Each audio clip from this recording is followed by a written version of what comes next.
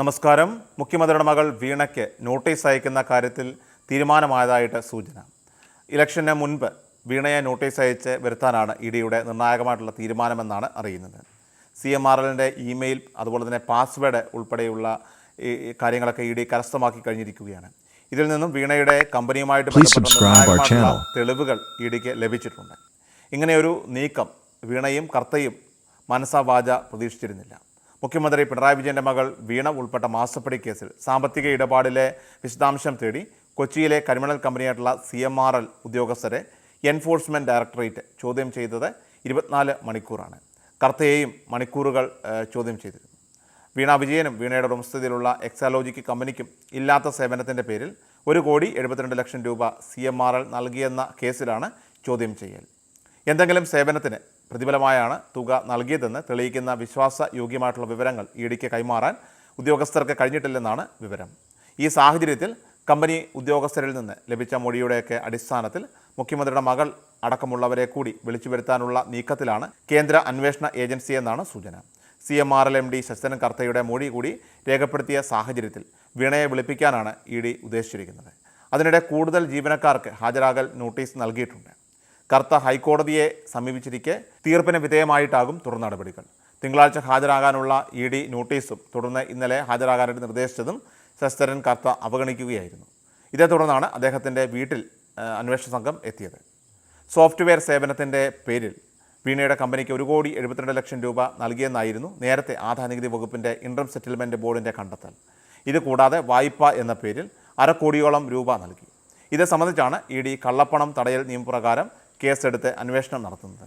ഇടപാട് കള്ളപ്പണം വെളുപ്പിക്കൽ നിരോധന നിയമത്തിൻ്റെ പരിധിയിൽ വരുമോ എന്നാണ് ഇഡിയുടെ പരിശോധന. സേവനമൊന്നും ലഭിക്കാതെയാണ് പണം കൈമാറിയതെന്ന് സ്ഥിരീകരിക്കേണ്ടതുണ്ട്. ഇടപാടിൽ വീണയുടെ മൊഴി രേഖപ്പെടുത്തേണ്ടതായിട്ടുമുണ്ട്.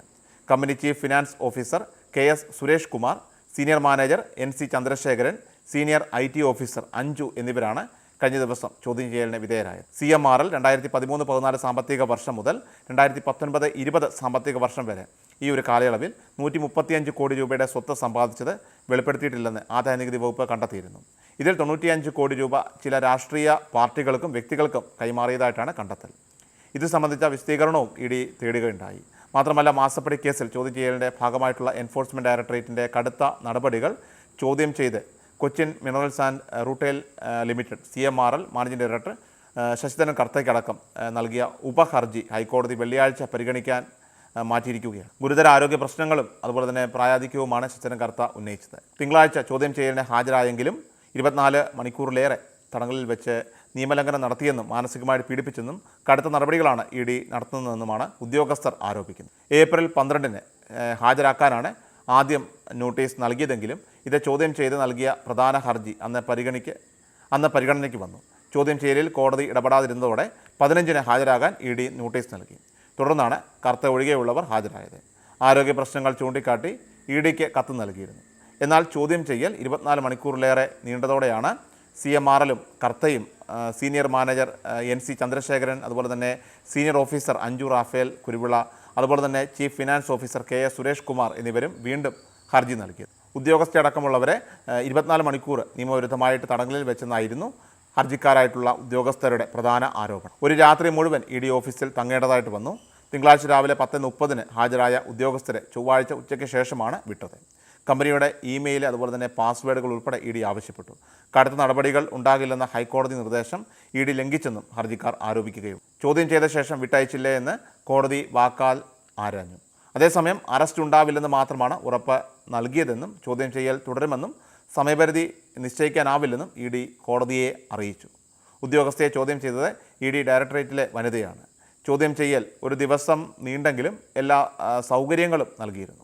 കോടതി നിർദ്ദേശപ്രകാരം അന്വേഷണത്തോടെ സഹകരിക്കാതിരുന്നത് ഉത്തരവിൻ്റെ ലംഘനമാണ്. ഇത് സംബന്ധിച്ച പ്രധാന കേസ് വേനൽ അവധിക്ക് ശേഷം പരിഗണിക്കാൻ ഇപ്പോൾ മാറ്റിയിരിക്കുകയാണ്. അതിനാൽ ഈ ഹർജിക്ക് അടിയന്തര പ്രാധാന്യമില്ലെന്നും ഇഡി വാദിക്കുകയുണ്ടായി. എന്നാൽ കേസ് ഉടനടി പരിഗണിക്കണമെന്നും അല്ലാത്തപക്ഷം കടുത്ത നടപടികൾ ഇഡിയുടെ ഭാഗത്തുനിന്ന് ഉണ്ടാകുമെന്നും ഹർജിക്കാരുടെ അഭിഭാഷകർ ചൂണ്ടിക്കാട്ടുകയുണ്ടായി.